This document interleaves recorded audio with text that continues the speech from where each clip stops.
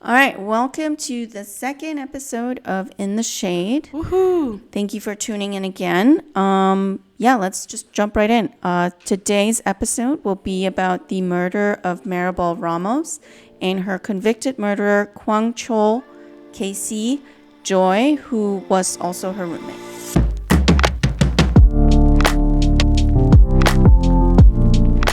Many of you guys may have seen this on Netflix, Worst Roommate Ever. Oh, yeah. But who is Maribel Ramos? Well, she at the time of her passing, she was 36. She would have been 44 by now. She was a U.S. Army veteran who served 2 combat tours in Iraq and an active student at California State University, Fullerton, in the city of Orange, California. Aren't you glad we're going to do this case today? Let me stop. That was so corny. But she was last seen May 2nd, 2013, roughly around 7 p.m. Maribel missed a softball game with her friends and family, and that's completely out of character for her. So they all found that to be very odd. But she was getting her bachelor's in criminal justice, and she happened to move into an apartment with her mother. Unfortunately, in 2009, her mother passes away, and Maribel's looking for a roommate because she's unable to live alone in the apartment by herself and to pay for all the expenses alone. So what did she do? She looks for a roommate on Craigslist, and that's where she meets Casey. A roommate on Craigslist. I guess a lot of people did that back I then. guess like back in the day, right? In like 2009. So let's see who Kwang Chol Joy is. He is 63 today. So he was in his mid-50s when Maribel went missing. But he is her roommate who called the police when she went missing. They lived together for about a year. And he is originally from Knoxville, Tennessee.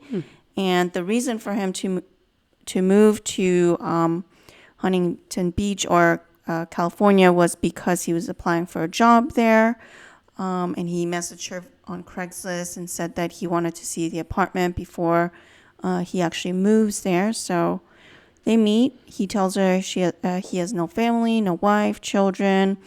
He's kind of a loner, so he wouldn't be bringing people over. And they agreed that it's a good match, and he moves in. And so maybe we can talk a little bit about the history of the two of them living together. So a year before Maribel went missing, Casey confesses to the sister that he loves Maribel. And he actually wants to be with her. She then told Maribel that he should move out and they can't live together anymore because it seems weird. But Maribel feels that it's fine. They had a conversation about it, and he's just going to kind of get over it. So creepy. This is so random, but would you have someone that's like that much older than you be your roommate? Because it kind of maybe would feel like you're like living with your parent, right? It is kind of odd, yeah. Right? It's like a 20-year difference between them. And you're like in 2 different like places in your life with like that age difference. But I don't know. I mean, he said he seemed pretty chill and wouldn't bring people over, so she was studying a lot, so maybe it made sense for her. It makes sense. So no, I totally get it. So, should we chat about what Casey did to himself? Mm-hmm. Okay, so Casey changed himself. I mean that. Like, we really do mean he changed himself. So, he started dressing differently. He started going out a lot. He got a tattoo. When she mentioned that he looked great with a tattoo, he got cosmetic surgery to enhance his facial features, allegedly spending over $10,000 on plastic surgery to make himself look younger, in the hopes that maybe Maribel would fall in love with him and they could live this happily ever life together. Again, allegedly. He took her on a cruise. He rented a book called What Doesn't Kill You, rented videotapes about murder. That's kind of weird. Oh, yeah. Like, I mean, what? I guess we do that. Yeah. But it's just, I guess like for him, it's like, I don't know. It just was kind of rando, right? Yeah. So what happened? Yeah. So let's let's get into kind of what happened and how she disappeared. So on April 21st, which is 12 days before her disappearance, Maribel calls the police. She's super frantic in that phone call.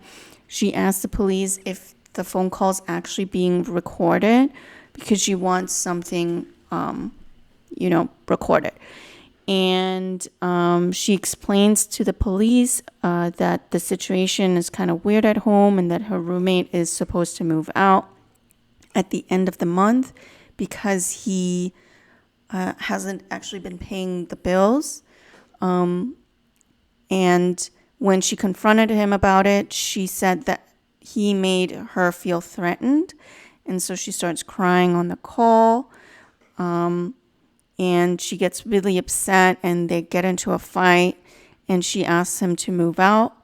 And this is from a quote from the call. He sounded like he would hurt me. I'm not comfortable with him anymore. I'm afraid. So the police takes this call very seriously. So a police officer comes by and talks to both of them. He made sure that Maribel felt comfortable and she wanted it documented that she felt threatened and uncomfortable and wanted it recorded that he was going to move out. So they were hoping that in a couple of weeks he would just leave because he hasn't been paying the bills. We don't like broke hoes.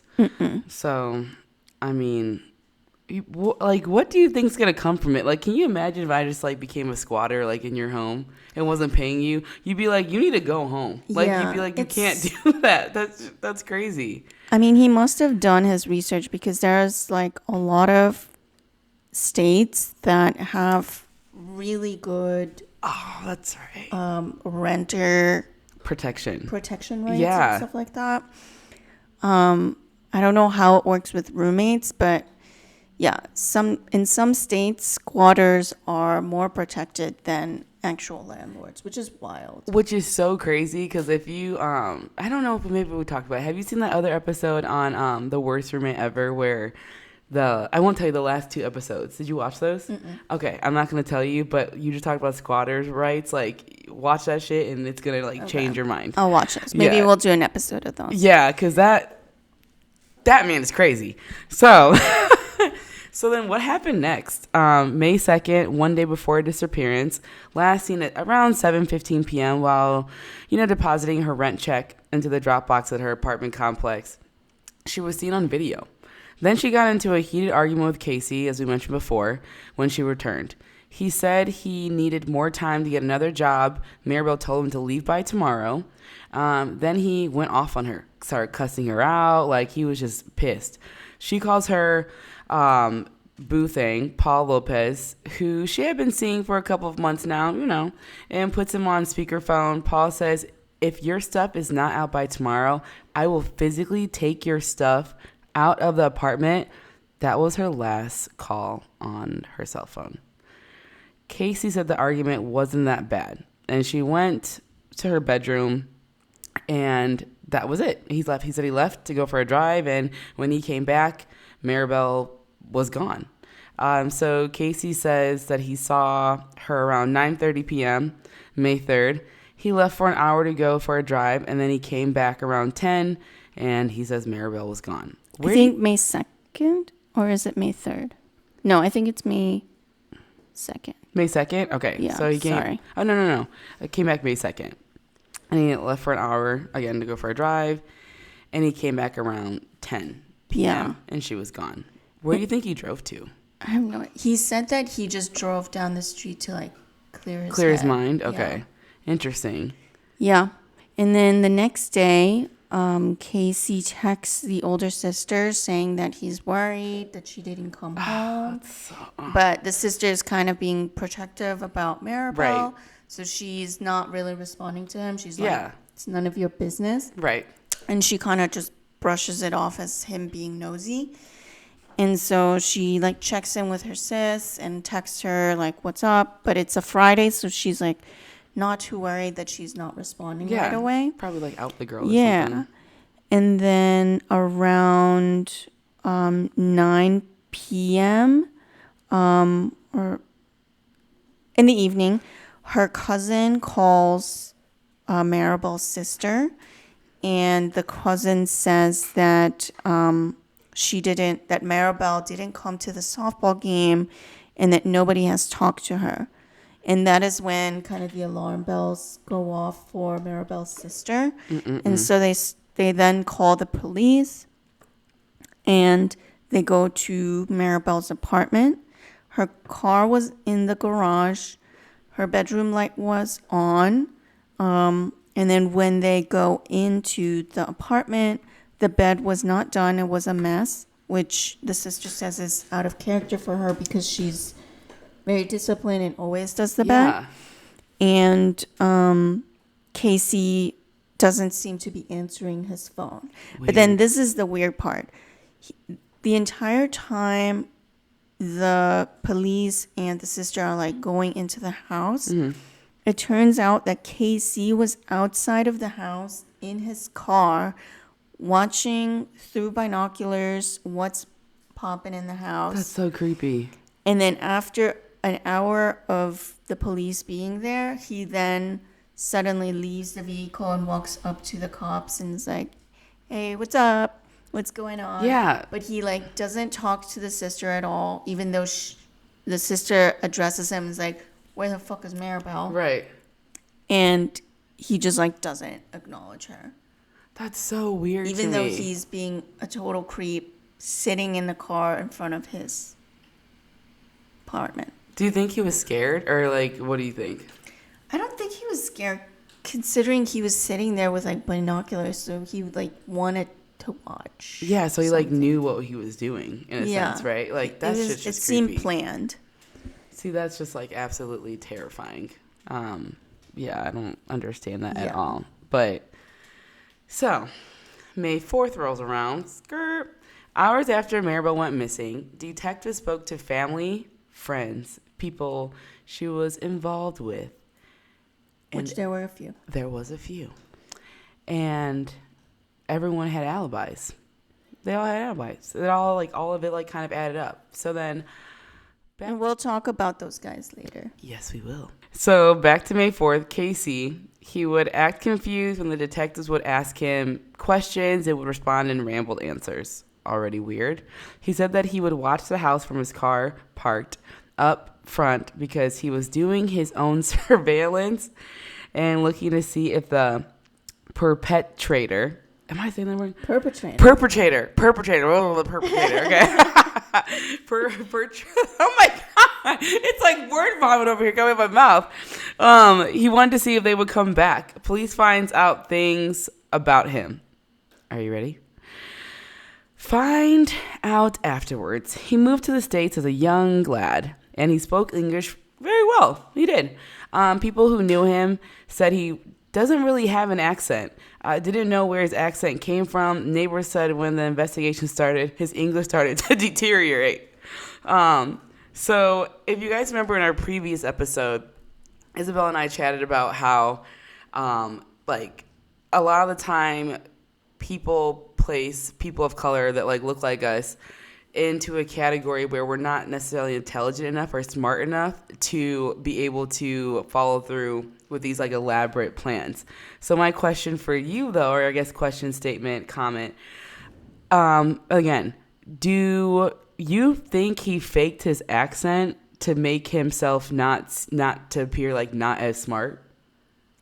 I definitely think he did that. Right? Because that's we were just talking about that. Yeah, I think he did it in a very calculated manner to portray himself as someone less educated that like fits the narrative, who wouldn't be smart enough to even speak English very well. Which is like to me so fascinating because like I guess I don't like understand that in a sense because it's like the fact that like you already know 2 languages is like incredible and like it shows like a level of like intelligence that people don't actually tap into because it's the fact that you're able to like know 2 languages, you can speak 2 languages, and like you're very like that shit's hard, you know. Yeah, like for sure. I'm on Duolingo trying to learn Vietnamese and Spanish And I'm just like, how do people know like 7 languages? Like they're very intelligent. See, that's what I mean. I speak one, and mine's like, my Spanglish is ain't that great. You feel me? So I'm working on it. But like that's what I mean. Like people that can do that are highly intelligent. So that's the part that I was kind of like, okay. Yeah, the fact that people always just like equate like English to intelligence. Yeah. And people who speak quote unquote broken English are not that smart and not that educated. Right. But it's just a language. Yeah. And it's like it's not an indicator of how smart one exactly. is. Which is so messed up because it's like he's just finessing the system. He knows exactly what he was doing. Absolutely. Like he knew exactly what he was doing. Yeah. He was trying to get like empathy points and stuff like that. To be like, which is like so messed up because we already have a disadvantage of being minorities already. So then it's like, why are you adding that on as if like we can't see it? But so thank you for answering that. But after he decided to do that, he lost his job in Tennessee. His parents passed, arguing about the inheritance with his sister. She said that he had a bad temper, his sister, and she was scared, so she got a restraining order against her own brother, which is Casey. Yeah, and then some other things that the police found out is that he actually had a DUI in 2011 and skipped the arrest for that. And even tapping further back into his history, in 1986, he had a warrant for his arrest for assault and battery. Wow. So he does have a dark past, not just with his family, but also with the law.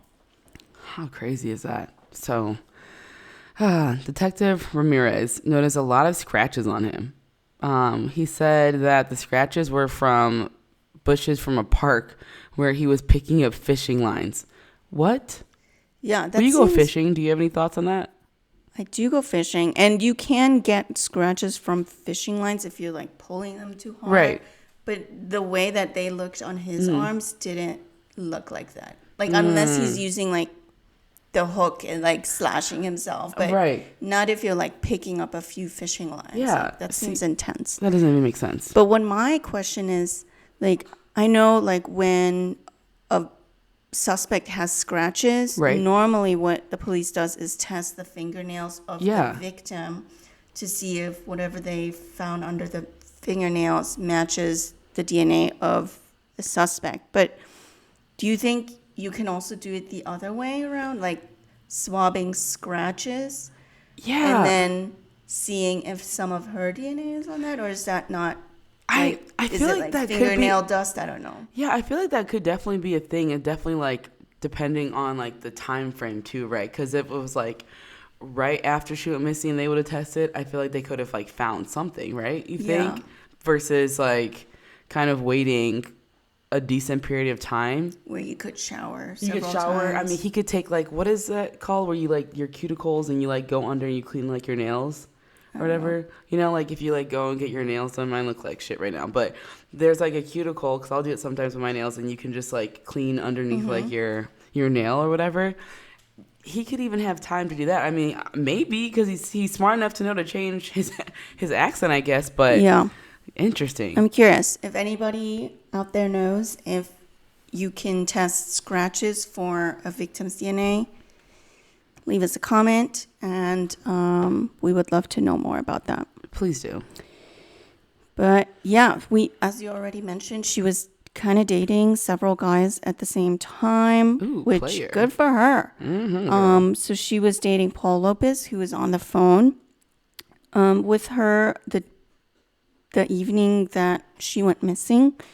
He was a man she was dating for a couple months. He even joined her family's softball games, but he had a really good alibi. Apparently, he worked for a company where he has to drive a company truck, and so the truck is tracked. And it was tracked to be nowhere near Orange. And even after he returned home, his parking spot for his house is right under a surveillance camera, so he has solid proof. Another guy she was dating was a photographer on Plenty of Fish. Okay, girl. That's That's an old school platform, I think. Like, yeah. Yeah. I don't know anything about that one, but he was like a photographer focused on military photography, so they definitely had a connection there. They planned a Cinco de Mayo date, which obviously she didn't make because she went missing just a couple days before Cinco de Mayo. And he actually never met her in person. His cell phone data placed him in San Diego. So Oh, wow. also a solid alibi there.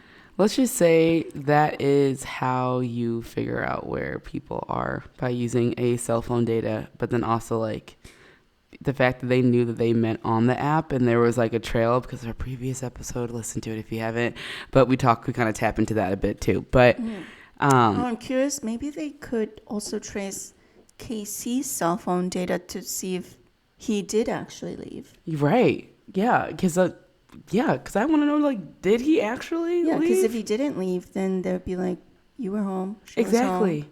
Exactly. Oh, you know what? Now that you mention that, I wonder if they have like cell phone data from when he called the sister and was like concerned. I wonder like where he was like located at that part too. You know, because that's an interesting thing too. But another person in the Veterans Association with her at her university gave her a bad feeling. She didn't give him any attention, but he also didn't go away. But at the time, he was in Japan, so we had a reliable alibi. But one thing that was a little weird was... About Casey, yeah. Casey rented a laptop at your local public library, and the police actually started to monitor his activities online and on that computer. He had a lot of weird and suspicious searches. For example, how long does it take for a body to decay? Are you Googling that for fun on the weekends? I am now because of this. Oh, okay. podcast. That's fair. So if the police ever find something on me, I'm doing those because of this podcast. Okay, that's fair. And then also another thing he was searching was, does a phone have to be on to track it? Why are you like setting yourself up for this shit? Yeah, I mean, he could be searching those because he is concerned about her. Too. Facts. So, yeah, that's a probability. Yeah, but it definitely is. We'll give him that. One of Maribel's friends actually started, and this is also like a throwback. She started a thread on Yelp, asking for help trying to find Maribel. First of all, I didn't even know you could start threads on Yelp. I thought that was just for like restaurants, giving shit, restaurants right? like 2 stars. Yeah. But anyways, the friend started the thread and asking people for intel and stuff, but it kind of devolves into like a internet sleuth situation. And at some point, Casey actually joined in on the conversation. And he says, one, his profile photo is him and Maribel. Oh, that's so creepy. And then in his first post, he says, I'm Maribel's roommate. She's my BFF and my only family. She is absolutely the best woman I ever met. We had so much fun together. I miss her so much. She always knew that I will give my life for her without any hesitation. That's a lot. That's a lot. But people are like really friendly and they're like, so sorry this is happening to you and your roommate. Hopefully we find her. And then this guy, Grant K, and this is kind of where it turns a little bit funny. He comments on it and he's like, am I the only one finding it odd that this Casey roommate posted here and used past tense to refer to Maribel? We had, she always knew, as opposed to we have or she knows. And why would she ask him to move out if they have so much fun together? My prayers are with the friends and family. This is very sad. So Grant is definitely trying to stir up the pot, but he makes some really good points. Facts. Obviously, the internet sleuths are like protecting Casey because they're like this poor roommate. And they're like shunning Grant for being so mean to him or whatever. Casey says that he used that tense because he obviously doesn't know English very well. Okay. So that's like a good way to kind of explain the usage of the wrong tense. But yeah, I'll mention another funny part about this Please after do. the next little piece. So maybe you can talk about the next, and then I'll go back to Grant. Yeah, for sure, for sure. Okay.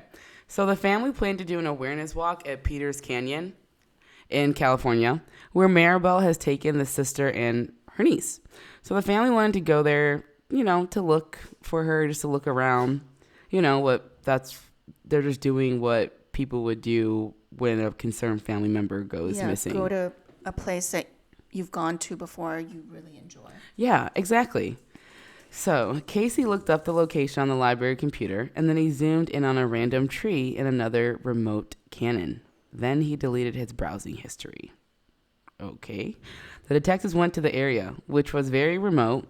No more than half an hour later, they found her body. Now, Casey messed up there. Casey, we were really trying to help you out, but when you literally look up the exact area, it's just a little suspicious. Yeah, absolutely. Yeah, after the detectives find her body, they head to her apartment right away, obviously to go find Casey. And as they're getting to the apartment, he's trying to flee through the window. And what does he think he is, Superman? The fuck? You're not invisible, bro. We can see. Why would he go through the window? But when he's arrested, he said to the cops, "You better have some good evidence." Oh. So he already knows that there's something that they don't have. Yeah. But yeah, to this day, he has not taken any responsibility. Oh gosh. Okay. So, I just don't get it. But so his sentencing. On May 17th, 2013, he was charged with murder of Maribel Ramos. The Google Maps search was the main piece of evidence against him. But remind you, he also was trying to figure out how long does it take for a body to decay. Let's not forget that. Yeah. And then July 29, 2014, he was sentenced to 15 years to life in prison. Today, he's 63, is jailed at the Correctional Training Facility in Soledad, California. I just, I feel like we were really trying to root for him, give him somewhat of the benefit of the doubt. Yeah, totally. But it's when you're researching. When you know exactly where the body is, that's definitely very fishy. Yeah. However, it is, this case definitely highlights the double standard that we see when Facts. it comes to crimes committed by different types of people. Mm-hmm. So in our last case, we talked about La Fountain, who also was the last person to see the victim. And there's clearly a lot of evidence, but it's not being collected. Mm-hmm. But he's not even considered a suspect. But then we have this man who they have no real evidence except for a Google Maps search. Yeah. But that's really it. There's no other physical evidence, no DNA evidence.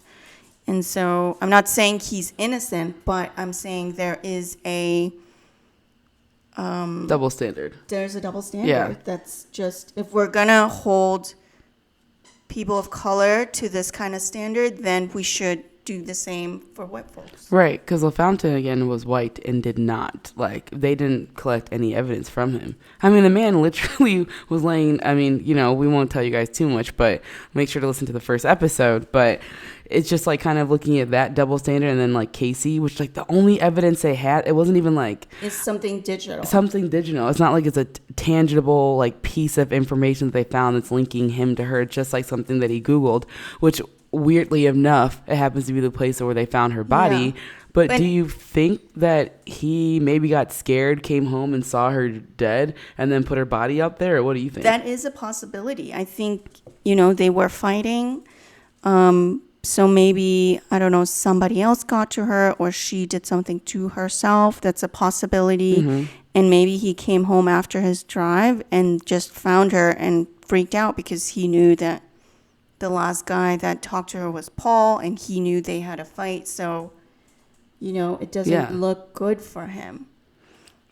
So there could be a chance that he was just disposing of a body improperly. But we won't know until, I guess, there's either more evidence that pops up or the truth somehow comes out. Unless just he either tells us, or we find like you were saying, other evidence that proves him to be wrong. But it's just kind of a lot of things that do not make sense. But the fact that there's no tangible physical evidence, it's kind of troubling. It's a little troubling because you're oh wait, we can use this against you, even though you happen to just Google these really weird things. He may just be a really weird dude, who likes to Google weird stuff. I mean, he got plastic surgery allegedly to prove that, to make himself kind of look younger and more attractive to Maribel. So he did a lot of kind of drastic things that were out of the norm, So that part was weird too. Yeah. But yeah, anything else you have about this case, or but anything else to kind of wrap it up, Grant K on Yelp, you know who you are. You were right. He does come out of the woodwork several weeks later, after people have shunned him on the thread, and he's like, I solved this case days ago on this very discussion, and I got bashed for not letting the police do their job. R.I.P. to Maribel. Yeah, literally. So shout out to Grant. If you ever want to be on our podcast, let us know. We'll be happy to have you because you seem like a great internet sleuth. Yeah, he seems like a nice guy. If you don't know, listen to the first episode. Nice guy reference. But this is our second episode. Woohoo. Thank you again for tuning in, and subscribe, and all the different platforms. Yep. You already know. Instagram, YouTube, Twitter. Hey, TikTok, all right? We're bossing up. Only God knows how those work. I know. Just set us up positive energy for that TikTok shit. I don't even know. And then also make sure to turn on your alert when we drop a new episode on Spotify. Yes. And Apple Podcast. And Google. As with the last episode, leave us any comments, what you liked, what you didn't like, and if you have any other cases you would want us to cover. Yeah. Can it be constructive criticism? Because I don't want you guys coming for us. Yes. Please make it be constructive. Don't come at me, please. Don't come at either one of us, please. Again, thank you guys for listening. Like and subscribe, and we hope you like our episode.